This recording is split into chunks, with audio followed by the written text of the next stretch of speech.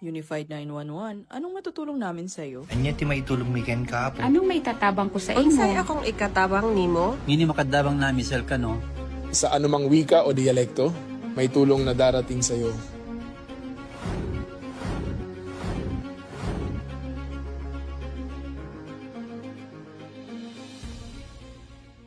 Lilingkod sa bawat Pilipino at magbibigay ng tamang impormasyon para sa tahimik at maayos na Pilipinas. Police News Network, alagad ng batas, tagapagtaguyod ng balitang pulis, sandigan ng mamamayan, patnubay ng katotohanan.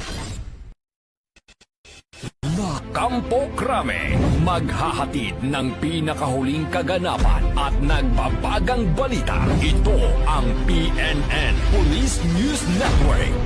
At ngayon, ang inyong mga tagapagbalita. Magandang araw, Bagong Pilipinas. Ako ang inyong alagad ng batas, tagataguyod ng Balitang Pulis, Patrolwoman Sari Bernales. Maghahatid sa inyo ng tamang balita, kwento ng pulis at serbisyo para sa mamamayan. At ito ang PNP News Online, ang pangunahing balita ng Police News Network. Alagad ng batas, tagataguyod ng Balitang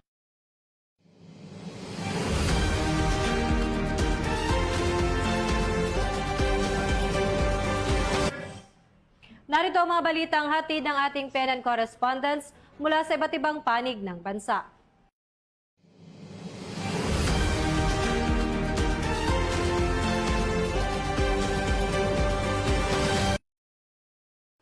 Muling ipinamalas ng Revitalized Police sa barangay o RPSB team na binubuo ng mga tauhan mula sa Tubo Municipal Police Station, katuwang ang Abra 2nd PMFC sa isang lokal na magsasaka sa barangay Dilong, Tubo, Abra, noong 5 ng Mayo taong kasalukuyan. Voluntaryong tumulong ang mga pulis sa isang lokal na magsasaka sa pagbubuhat at paglilipat ng 27 sako ng bagong aning palay mula sa Bukirin patungo sa kanyang kamalig.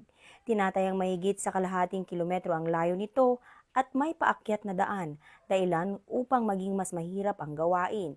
Kasabay nito, nagsagawa rin ang grupo ng rehabilitasyon ng daanan patungo sa sakahan upang mapabuti ang kaligtasan at accessibility nito, lalo na para sa mga motorsiklong ginagamit sa pagdadala ng ani. Labis naman ang kinatuwa ng magsasaka sa tulong na kanyang natanggap. Ito ay upang maibsan ang pisikal na hirap na dinaranas niya sa pag-aani. Patuloy ang pagsisikap ng PNP na itaguyod ang malasakit, bayanihan at aktibong pagkikilahok sa komunidad, partikular sa mga liblib na lugar ng lalawigan. Sa pamamagitan ng mga gawaing tulad nito, muling pinagtitibay ng RPSB team ng Tubo MPS at 2nd PMFC ang kanilang papel hindi lamang bilang tagapagpangalaga ng kapayapaan at kaayusan, kundi bilang katuwang din sa kaunlaran ng komunidad. Mula dito sa Abra Police Provincial Office, ako po ang inyong Police News Network Correspondent, Patrolwoman Maria Ella Garcia, alagad ng batas, tagataguyod ng Balitang Pulis. Bagong PNP para sa bagong Pilipinas, serbisyong mabilis, tapat at nararamdaman. Muling pinatunayan ang lakas ng pagkakaisa at malasakit ng pamahalaan at kapulisan nang matagumpay na naihatid ang tulong mula sa lalawigan ng Sorsogon para sa mga apektadong residente ng Ginubatan, Albay, kaugnay ng phreatic eruption ng Mayon Volcano nitong nakaraang Sabado, Mayo 2, taong kasalukuyan. Sa ilalim ng pamumuno ni Governor Edwin Buboy Amor at sa pangunguna ni Provincial Administrator Franco Eric Orabanilla, katuwang ang Sorsogon PPO sa pamumuno ni Police Colonel Alex C. Daniel at iba pang mga ahensya ay matagumpay na naisakatuparan ang maayos at mabilis na paghahatid ng relief goods para sa mga pamilyang nangangailangan. Bilang bahagi ng pagtutulungan, aktibong nakiisa ang kapulisan sa isinagawang repacking ng mga relief goods noong araw ng Linggo upang mas mapabilis ang pamamahagi ng tulong sa mga apektadong komunidad. Ang koordinadong aksyon ng PNP at ng pamahalaang panlalawigan ng Sorsogon ay patunay ng matibay na ugnayan at iisang layunin, ang makapaghatid ng agarang tulong sa oras ng sakuna. Sa pamamagitan ng sama-samang pagkilos na ipakita ang epektibong disaster response na nakasentro sa kapakanan ng mamamayan. Mula dito sa Sorsogon Police Provincial Office, Ako po si Police Staff Sergeant Angeli Bionson, nag-uulat para sa Police News Network at ito ang bagong PNP para sa bagong Pilipinas, serbisyong mabilis, tapat at nararamdaman.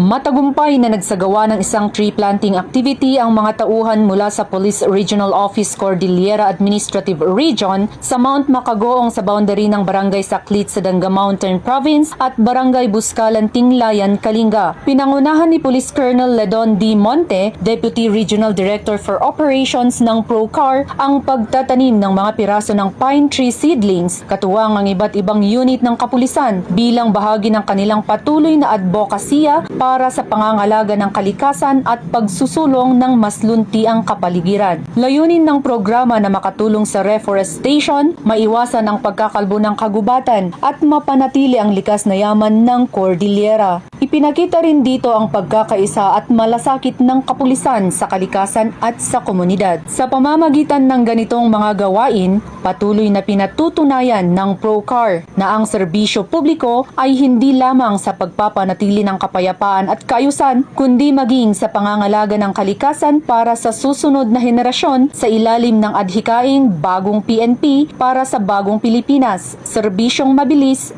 tapat at nararamdaman. Mula dito sa rehiyon ng Cordillera, ako ang inyong PNN correspondent, Patrolwoman Lizelle Digman, alagad ng batas, tagataguyod ng Balitang Pulis. Naaresto ng mga operatiba ng Isabela Police Provincial Office ang dalawang most wanted persons sa magkahiwalay na operasyon itong Mayo 2 at 3, 2026 sa lalawigan ng Isabela. Sa Barangay Rizal Rojas, Isabela, alas 10 ng umaga nitong Mayo 2, naaresto si alias Lucas, 31 anyos, top 6 most wanted person sa kasong 2 bilang ng rape at 2 sexual assault sa ilalim ng Article 266 at Article 266A ng Revised Penal Code kaugnay ng RA 7610. Samantala, alas 8:30 naman ng umaga nitong Mayo 3, naaresto sa Barangay District 3, San Manuel, Isabela si alias Mar, 40 anyos, top 5 most wanted person sa kasong 4 na bilang ng rape, statutory acts of lasciviousness, rape by sexual assault at statutory rape. Pinangunahan ng Rojas at San Manuel Municipal Police Station ng operasyon, katuwang iba pang unit ng IPPO at Police Regional Office 2. Ang mga warrant of arrest ay inisyu ng Regional Trial Court, Branch 23, Rojas, Isabela. Naipabatid naman sa mga akusado ang kanilang mga karapatan alinsunod sa Miranda Doctrine at isinagawa ang dokumentasyon sa himpilan bago ang turnover sa korte. Ayon kay Police Colonel Manuel B. Biringas, Provincial Director ng Isabela PPO, patunay ang pagkakaaresto sa 2 most wanted persons ng dedikasyon ng kapulisan sa pagpapatupad ng batas. Patuloy naming paiigtingin ang operasyon upang mapanatili ang kapayapaan at seguridad sa Isabela.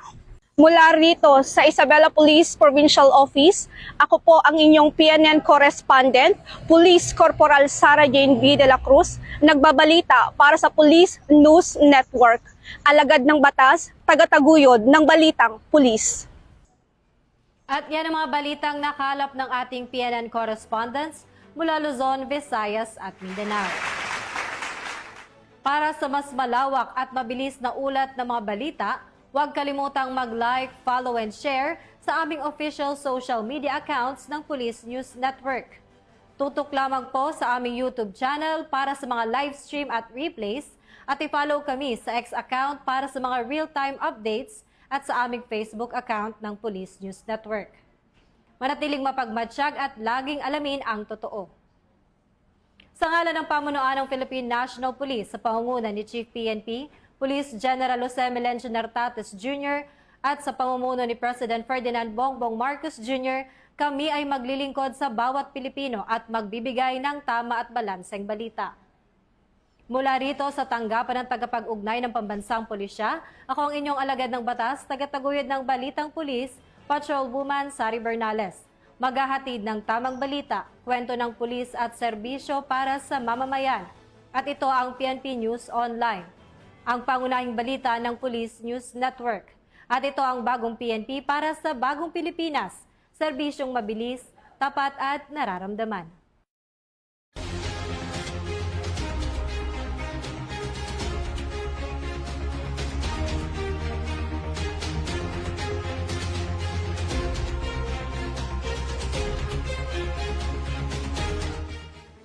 Police News Network, alagad ng batas, tagapagtaguyod ng balitang pulis.